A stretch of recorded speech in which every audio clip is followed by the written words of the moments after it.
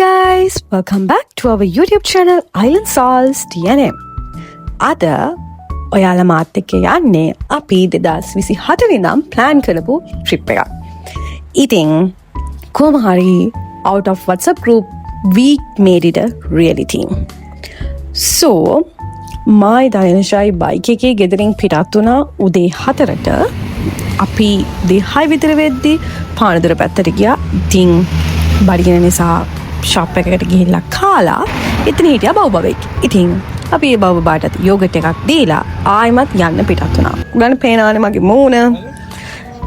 මේ අවස්ථාවේදී කිලෝමීටර් ගාණක් බයිසිකලේ ඉඳගෙන ඇවිල්ලා යන්න බෑ කිව්වා. ඊට පස්සේ මේ පාලම දැක්කහම මට ලොකු සතුටක් ආවා. මොකද අපිට යන්න තියෙන්නේ කළුතරට. කළුතරින් පස්සේ තමයි යාළුවොත් එක්ක අපි ඒගොල්ලන්ගේ කායක යන්නේ.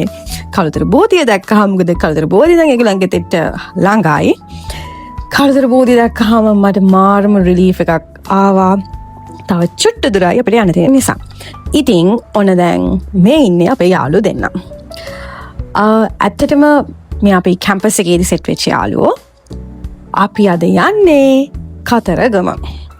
හයිවේ එකට දාලා හයිවේ එකේ යන ගමන් මම නම් නිදාගෙන ගියේ. මොකද මම රෑ නයිට් ෂිෆ්ට් කරලා එහෙමම නිින්දක් නැතුව තමයි කෙලින්ම ගියේ.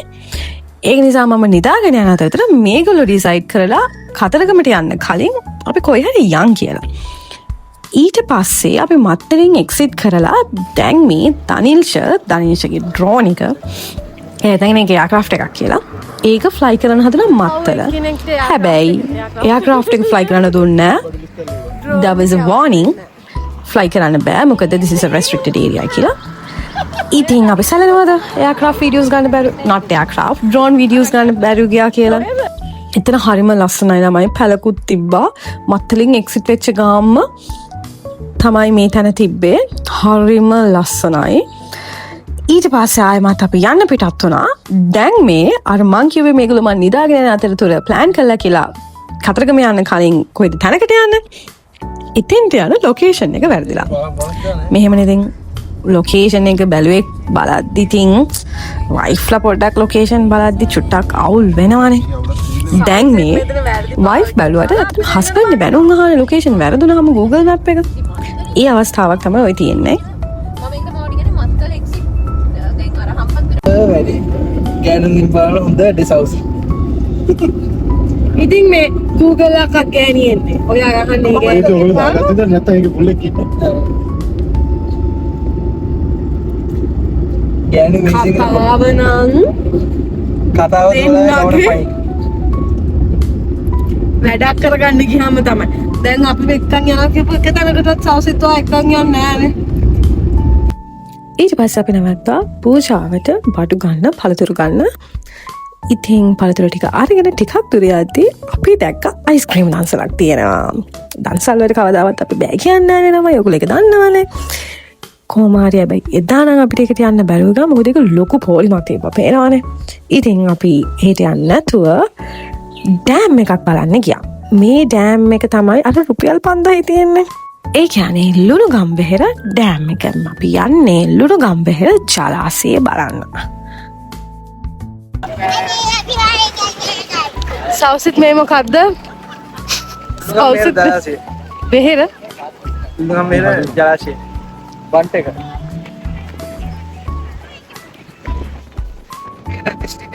බෙහෙර ජලාශය සිටයි. ඔබ සමග එකතු වුණ මා දර්ශක ස්නානායක ප්‍රවීණ මාධ්‍යවේදී සෞසිත් මුණසිංහ සහ එම මැතිනිය සමග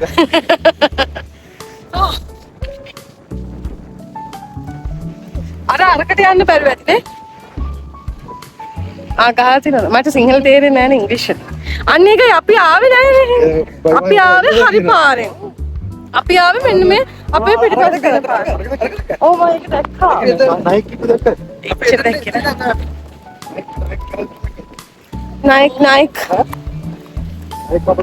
අර තියෙන්නේ. ඇයි ඒ නයික් අම්බල තියෙන්නේ?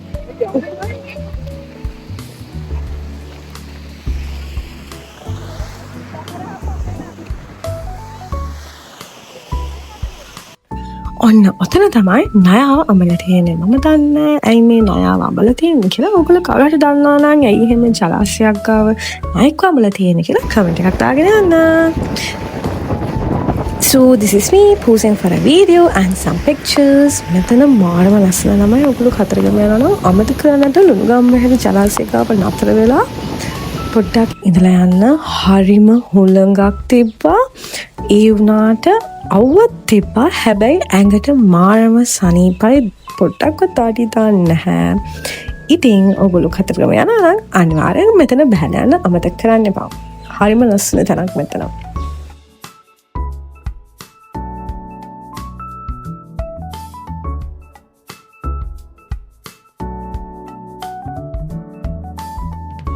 ඊට පස්සේ කට්ටියට හොඳටම බඩගිනේ. ඉතින් it was almost 12, so we decided to have some lunch. අපි lunch උත් අරගෙන තමයි නතර වෙන තැනට ගියේ. අපි අතරම bookings දාන්න එදා hotels තිබ්බේ නැහැ. මොකද long weekend එකක් හින්දා fully pack. කොහමද අපිට හැබැයි හොඳ පිරිසිදු place එකක් හම්බුණා. ඒක ගෙදරක upstairs එකක්. rooms දෙකක් තිබ්බා. AC එකක්, kitchen එකක්, washroom එකක්. පැය දෙකක් විතර අපි නිදාගත්තා. කොහොම හරි අපි දෙන ඇහැවෙද්දී දනියල් ෂායි සාසිතේ අපේ පූජා වට්ටි ටික හදලා තිබ්බා. පිරිදුත් දාගෙන හරිම ආදරණීයයි. ඉතින් හරි වශ එකක් දාගෙන කිරිවෙහෙරටයි කතරගම දේවාලයටයි යන්න අපි මෙහෙම තමයි ලෑස්තිනේ. මේ තමයි මේ දෙන්න පූජා වට්ටි ටික පල්ලෙහාට අරන් ගියා. මොකද පූජා වට්ටි 4ක් තිබ්බා. පත්තිනි මෑණියන්ටයි කතරගම දෙවියන්ටයි පූජා කරන්න. ඉතින් එහෙම තමයි අපි කට්ටිය බඩ එකක් ඔක්කොම අරගෙන කිරිවෙහෙරට යන්න උඩින් ඉඳලා පල්ලෙහාට බැස්සේ. දැන් ඉතින් එපා. උඹරි දැම්මන්නේ. ඔව් වැඩි දැන්නවා. ඩින් ඩින් ඩින් ඩින් ඩින් ඩින් අන්න අපි කිරිවෙහෙරට යනවා. පීකොක්ලා ඉන්න. අරි ඔන්න එක වශයෙන් එක අපි පවර් එකක් යූස් කරලා දැන් කොහොම හරි මේම මාතුෂිකාට ඕනි වුණා කොහොම හරි එතරින්ම දාන්න ඕන. ඒ කියන්නේ මේ මාතුෂිකාට කොහමද ඕන වුණා දැන් ඔය දෙන්නගේ මේ විකින් කොහොම හරි වෙන්න PLP පාරකින් ඇතුළට යන්න ඒක මට හරිද. අපි දෙන්න මල්කඩ ගාවින් බැස්සා. අරගොල්ලෝ වාහනේ පාක් කරලා එන්නම් කිව්වා. මම ළමයි කිරිවෙහෙරට කියන කතරගමට යන්නේ අවුරුදු 10ක විතර පස්සේ. මොකද චූටි කාලෙන් පස්සේ මට යන්න හම්බුනේ නැහැ.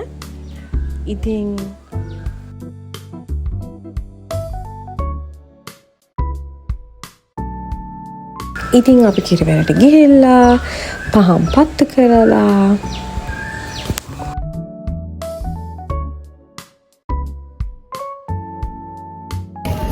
අපි උඩිමළුවට යන්න කලින් ඔෂින් හදාගෙන ඇවිල්ලා තිබ්බා. මහගෙන ඇවිල්ලා තිබ්බා පෙරහංකඩ දෙකක්. ඒ දෙකයි ටැප් වල ගැට ගහලා තමයි අපි උඩට ගියේ. මම අහලා තියෙනවා ළමයි පෙරහංකඩ එහෙම ටැප් වල බඳින එක ලොකු පිනක් කියලා. ඇත්තටම මේකෙන් තමයි මාත් පුරුදුනේ. අනිවාර්යෙන්ම ඊළඟ පාර අපි කිරිවෙහෙරට යනකොට කිරිවෙහෙරට කොහේ හරි පන්සලකට යනකොට පෙරහංකඩක් අරගෙන ගිහිලා ටැප් එකේ බඳින්න පුරුදු වෙන්න ඕනේ කියලා. ඉස්සර අපේ අම්මලානේ වගේ දේවල් කළේ. දැන් ඉතින් අපේ කාලේ ඇවිල්ලා කියන එක මට මෙතෙන්දි මතක් වුණා. එතකොට අපි කළොත් තමයි අපේ ළමයිට පුරුදු වෙන්නේ. ඊට පස්සේ මයි ඔෂිනොයි උඩිමළුවට ගියා. මොකද සෞසිතුයි ධනේෂයි ඔෂින් ලෑස්ති කරලා තිබ්බ පූජා වට්ටි බෙහෙත් වට්ටි දෙකක් කායකේ අමතක කරලා වෙලා. ඉතින් ඒ දෙන්න ඒක ගේනකම් අපි දෙන්න හිතුවා අපි උඩිමළුවට යන් කියලා. අපි නෙළුම් මල් ගත්තා කිරිවෙහෙරට පූජා කරන්න. ඊට පස්සේ අරගොල්ලෝ ආවට පස්සේ ඔෂින් අපිටයි ඒගොල්ලන්ටයි බෙහෙත් වට්ටි දෙකක් ලෑස්ති කරලා තිබ්බා. ඉතින් බෙහෙත් වට්ටි පූජා කරලා කිරිවෙහෙරට මල් පූජා කරලා මෙහෙම තමයි අපි ගාථා කියන්න පටන් ගත්තේ.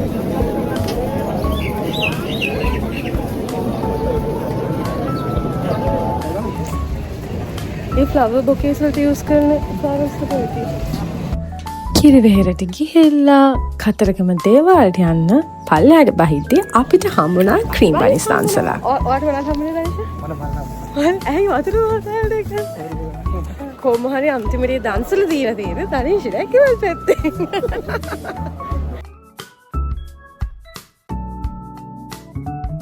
එදා ලාං වීකෙන්ඩ් එකක් නිසා කතරගම දේවාලයට යන්න ලොකු පෝලිමක් තිබ්බා.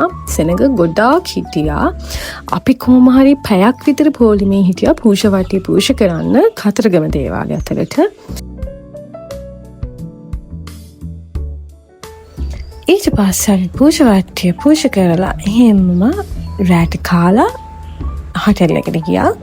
පහුවදා උදේම අපි පිටත් වුණා සෙල්ල කතරගම යන්න. ඉතින් සෙල්ල කතරගම යන පාරේ පෙට්‍රල් ෂෙඩ් එකේ පෙට්‍රල් පම්ප් කරන්න හිටියේ ladies. Hats off ladies. ඔන්න දැන් අපි ආව සෙල්ල කතරගම. අපි කලින් දවසේ රෑ කතරගම දේවාලේ පූජාවට්ටිය පූජා කරලා සෙල්ල කතරගමට පිටත් වුණා. හැබැයි එවලේ රෑ 8:09ට වගේ වෙලා තිබ්බේ. එතකොට සෙල්ල කතරගම වහලා තිබ්බේ දේවාලේ. ඉතින් අපි පහුවදා උදැම්ම තමයි ආයෙමත් ආවේ. ඉස්සෙල්ලාම බුදුන් වැඳලා තමයි අපි දිව්‍ය ගාවට ගියේ.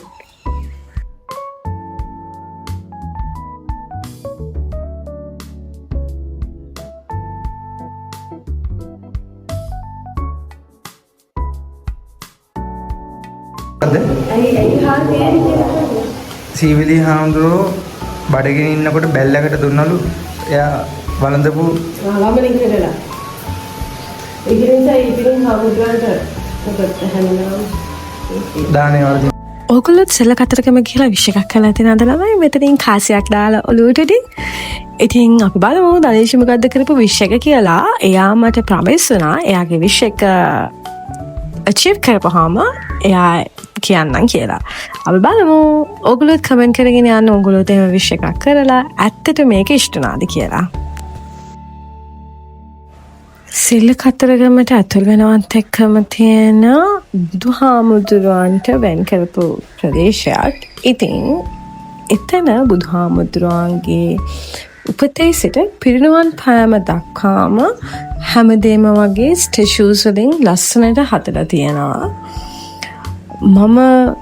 මට මතක නැහැ ළමයි කලින් මං ගියපු පාරවල මේවා දැක්කද කියලා. මොකද මං ගිය අවුරුදු 10කට කලින්නේ. ඕගොල්ලෝ කමෙන්ට් කරන් යන්න ඕගොල්ලෝ ළඟදී ගියා නම් මේක ගොඩක් කල් හදලා නැත්තම් ළඟද හැදුවේ කියලා. මේ කියන්නේ සුජාතා නේද? සුජාතා නේද? කිරිපිටි පූජා කළේ කවුද? සුජාතා සිටුදී. ඒ වගේ නත්තස්සිය කෙනෙකුත් හිටියම දන්නේ නැහැ කවුද මේ කියලා. ඊට පස්සේ නත්තස්සිය ආපහු කරගෙන පල්ලෙහාට බහිද්දී මැණික් ගඟ තියෙනවා. මොන ගඟද බබාව? මැණික් ගඟ.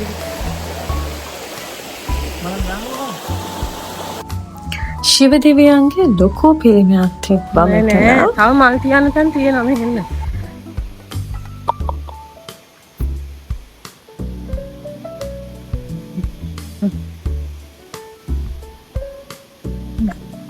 ගණන්වත් ගත්තද? පුරා ඈ.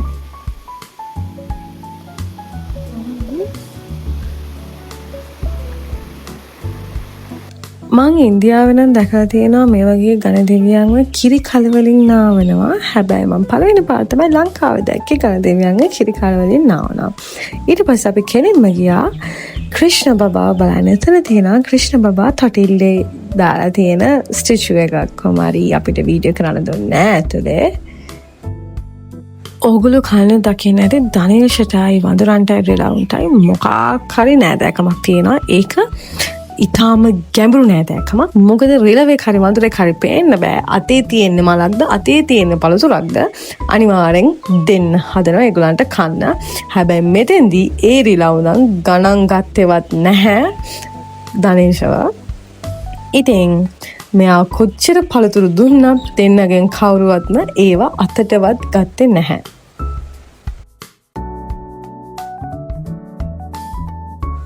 ඒගොල්ලන්ගේ ලුක් එක නම් මේ මොන මලජරාවක්ද මේ? අපි නම් මේවා කන්නේ. We made discipline රිලව්. කන්න.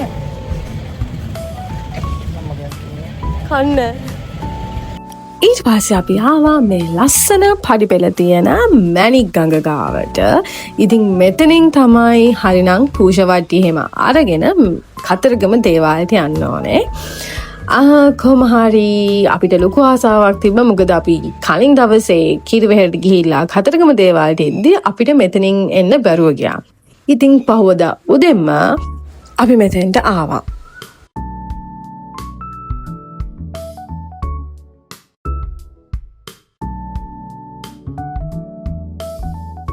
ඉතින් අපි කුරුල්ලෙක් වුණා නම් අපිට මේ විදිහට තමයි මැණික් අඟයි කතරගම දේවාලේ කිරිවෙහෙරයි ඒ මුළු පළාතම පේන්නේ උඩට වෙලා බලද්දී.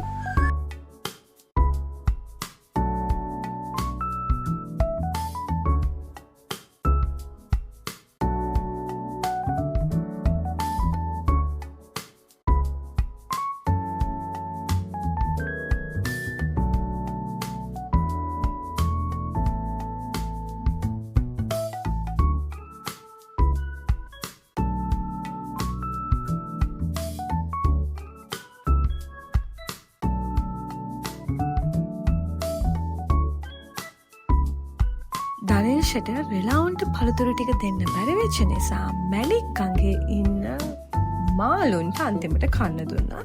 හැබැයි ඒගොල්ලෝ නම් දනේෂගේ හිත කැඩුවේ නැහැ. ඒගොල්ලෝ හොඳ ළමයි වගේ පළතුරු ඔක්කොම ටික කෑවා.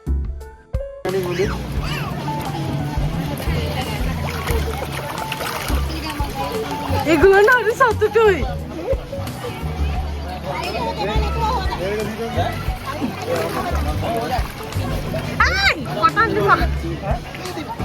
ඊට පස්සේ අපි පිටත් වුණා කතරගම ඉඳන් ගෙදර එන්න. ඉතින් අපිට අලිබබෙකුත් හම්බුණා. එයා නම් නට යනවා ලොරියට වෙලා. අපි කතරගම ගිහින් එන ගමන් හම්බන්තොට තියෙන මිරිච්චවිල බොටනිකල් ගාඩන් එකට ගියා. ඉතින් මං ඒ වීඩියෝ එක අනිත් vlog එකකින් අරගෙන එන්නම්. ඉතින් කතරගම ගමන ඉවර කරලා අපි දෙන්න සුපුරුදු පරිදි බයික් එකට නැග්ගා අපේ ගෙදර එන්න. මේ තියෙන මොරටුවේ කේසාන් එක. අපි කෙඩ යන කාලේ ගොඩක් වෙලාවට කේසාන් එකට එනවා යාළුවොත් එක්ක හැන් අවුට් වෙන්න. ඉතින් පහුවදා පොසොන් පෝය හින්දා මාළඹේ පැත්තෙන් අපිට කඩල දන්සලකුත් හම්බුණා. බලන්න ලංකාවේ මිනිස්සු කොච්චර හොඳද කියලා. පොසොන් එකට මේ වගේ ලස්සනට පාරවල් සරසලා තිබ්බා. කලින් දවසේ ඉඳන්ම දන්සලුත් දෙනවා. So that's it for today guys. Hope you all enjoy our video. මේක තමයි මං අර කියපු හම්බන්තොට මිරිච්චවල ගේන්නම් කියපු වීඩියෝ එක. So see you with that vlog. Don't forget to hit that subscribe button and follow us on Facebook and TikTok. Bye!